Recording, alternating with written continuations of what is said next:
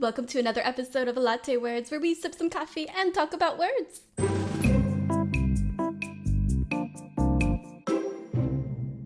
So as I mentioned in previous videos, I have experience as a copywriter, both freelance and in-house. And today I want to go over what the pros and cons are of each based on my own experiences. And of course, that's the caveat. What you decide to do as a copywriter really depends on your own preferences and your own goals for your career. And really, my opinion is just my opinion. But when I was starting out with copywriting, I would have definitely appreciated a pros and cons video like this, just so I can get a sense of what the differences are and maybe what would be the best fit for me. While I do love both freelance and in-house copywriting, there are definitely some perks and some drawbacks that lead me to prefer one over the other, which I will reveal to you at the end. But for now, let's just get started on the pros and cons. For freelance copywriting, pro number one is that you can set your own rates. So this is something that for me was really important because a lot of the time, unfortunately, many businesses don't value writers and what they bring to the company. And especially when it comes to businesses looking to hire a writer, the salaries do tend to be a little bit lower. And with freelance, you do get to decide how much you're going to work for. And if a company does not want to pay you that much, you simply move on. That said, that could also potentially be a con, which we'll get to. But in general, I think it's really, really great that you're able to set your own rates and be able to have a say in how much you're getting paid. And as a freelancer, really it's necessary to set your own rates, which I will get to in a moment. Spoiler alert, taxes suck. Pro number two, you get to choose projects based on what you're interested in and based on the fields that you prefer.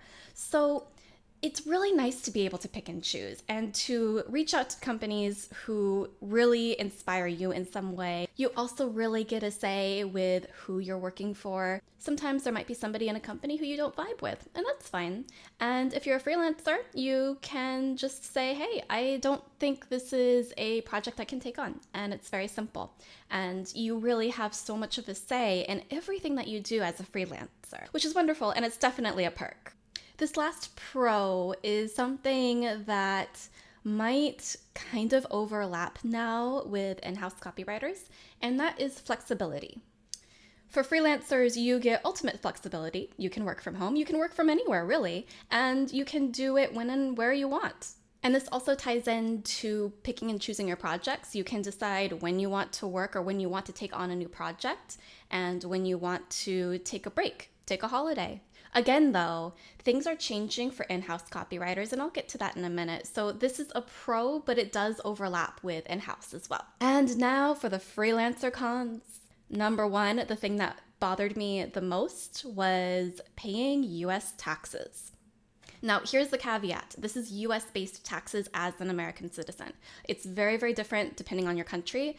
Especially in the UK, paying freelance taxes here was much, much easier, more straightforward.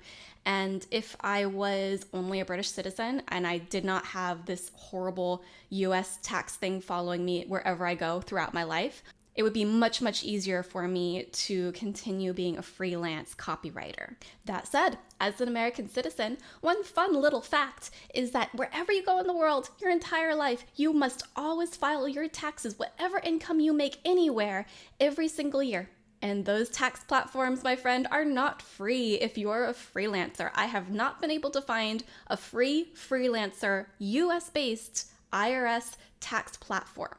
Please let me know in the comments if you have found something like that or if you have any suggestions for me in terms of US freelance taxes, because it's the most annoying thing ever, especially when you are based abroad and you have to file the foreign earned income on top of the freelance taxes and then somehow figure out how to avoid getting double taxed. I could go on and on about this, but this was something that was such a headache for me. I hated it so much, and I actively avoid taking on freelance projects now solely because of this.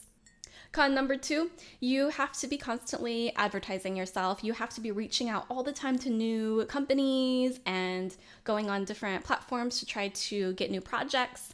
And that itself is very time consuming, and time is money. The next con is that freelancing is not stable, at least at first. As I said, you have to be constantly going out and trying to search for new projects. And there were months where I would have no projects to do and there would be no income coming in. And that was a big deciding factor for me to stop the freelance when I had Sebastian and needed to put him in nursery. I need the money coming in. And finally, another thing is it can get a little bit lonely as a freelancer. You don't have coworkers. I mean, you talk to the project leaders and you work together there, but then the project ends and you may or may not ever speak with them again. So those are my pros and cons for freelance. Let's get over to in-house. What I mean by in-house is any company where you are an employee. So not literally in-house, which is why I am kind of putting that caveat on flexible working, because these days copywriters are starting to work more remotely as employees. And luckily, that's what I'm doing right now. I am an employee for an agency, so I get all the perks and benefits of being in-house, but I work remotely, completely remotely. It's beautiful. Anyway, on to the actual pros. Okay, number 1 is stability. So you know that you're getting a salary, you know that you're getting money in every month into your account. And for me, that was the main reason why I wanted to get into employment.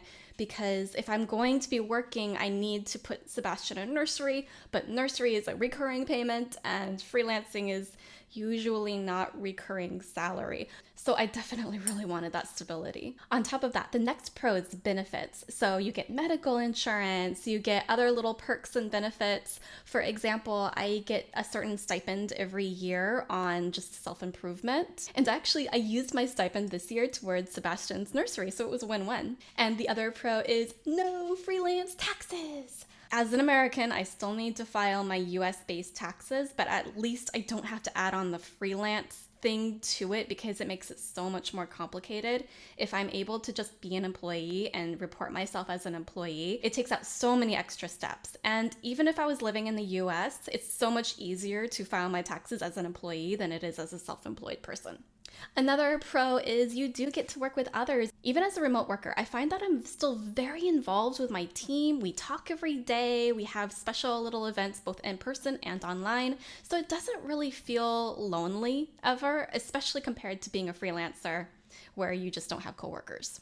And now on to the cons. So I've been talking about in-house copywriting as a remote option, but still there are many businesses out there who require you to work in the office and they don't have flexible working. And that really for me was a huge con back when I was working in-house. I hate office environments.